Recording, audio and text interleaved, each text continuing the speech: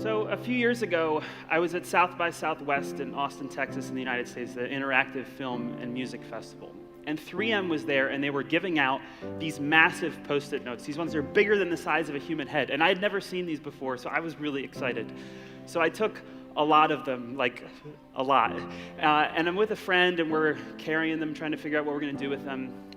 And we walk over to a bar, and we sit down, and we find a great spot that's looking outside on this beautiful day, and we're just sitting outside watching people as they go across. And we're thinking, like, what do we want to do with these Post-it notes? And almost as a joke, we just scribbled on one of them, free problem solving, #0problems, put the Post-it note out on the table, and then as people are walking down the street, we're just yelling at them, hey, do you need any problem solved? Free problem solving, business, life, horseback riding, welding, you name it, we'll solve your problem. And so this is us at our free problem solving stand. And at first, there's like a guy who's like asking a question about his shirt, and then this girl asks a question about her relationship. But then there's this person I'll never forget.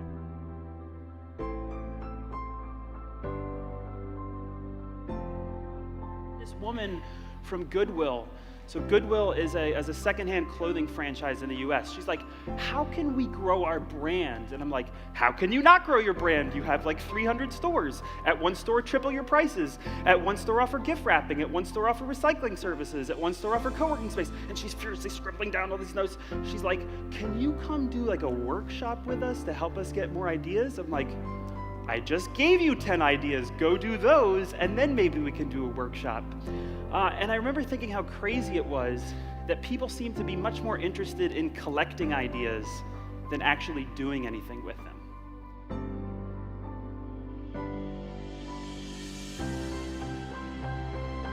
So up until that point in my life, I was kind of this idea magnet. I was always talking to people about ideas, generating ideas, also a TEDx organizer, so we bring people together to talk about ideas. And I would find myself in a lot of rooms like this, right, filled with people with big smiles and lots of Post-it notes. And as someone who loves Post-it notes, you would think I would be happy about this. But I started to reflect on it and thought, you know, how many times have I been in one of these rooms filled with Post-it notes? And then a week later, like thinking, what the heck ever happened to any of this stuff? And so I started to study the science of action and what really either sparks people to act or holds people back from acting. And what we found is that most people, for most ideas, either don't do anything with it or will slowly make a little bit of progress over time. But people who are incredibly action-oriented, they take these massive surges of action right away, where they take a massive amount of action right away and surge forward on an idea.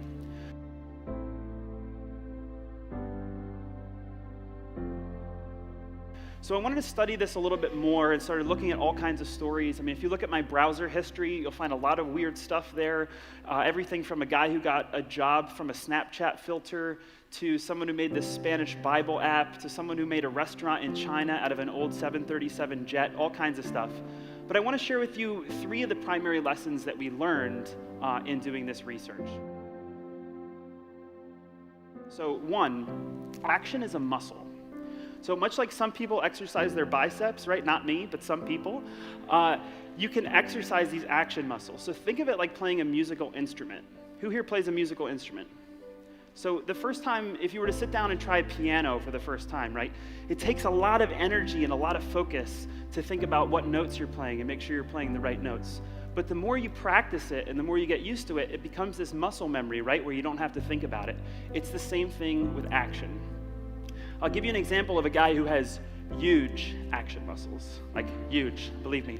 It's a guy who's at this pool party, right? And at this pool party, there's a bunch of these white dove pool rafts. And he's like, oh, this is really cool. He's like, I wonder if there's a pink flamingo version of these. And so he Googles it and it doesn't exist. And for most people, they would just kind of let it be there. But he decides, you know what? I'm just gonna Google China manufacturer, get on the phone with somebody like, hey, China, can you design this like pink flamingo raft? I want it to be this big, whatever, blah, blah, blah. 6 weeks later, this thing shows up at his house. He has a pool party with it. Everyone falls in love with this thing. And he launches giantflamingo.com, where he's made absurd amounts of money selling these pink flamingo rafts because he just exercises that muscle so much that it was natural for him to do that. So first is that action is a muscle. The second thing is that it tends to be when we have an idea we're really passionate about, an idea that we think can be great, we always say like, oh, I want to set aside time later to sort that out, right? Like, oh, I'm going to set aside time when the sun is shining and I have the right energy, inshallah, where I'm going to be able to make this happen, right? What happens is a week passes, a month passes, inshallah, inshallah, and we don't actually take action on our ideas. And so we need to commit to taking action right away on things. So I was sitting with my friend Matt, the one from the free problem solving stand, about a year later, and he was saying to me, you know, someday I want to take over like a summer camp and do some kind of adult summer camp. And I just said to him, okay, get out your phone, Google summer camp, pick one, and reserve it. And within minutes, we had booked a camp.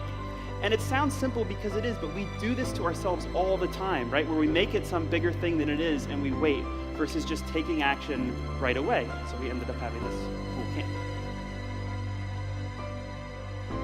But the point of all of those is that everything in life that's hard is just a series of things that are easy.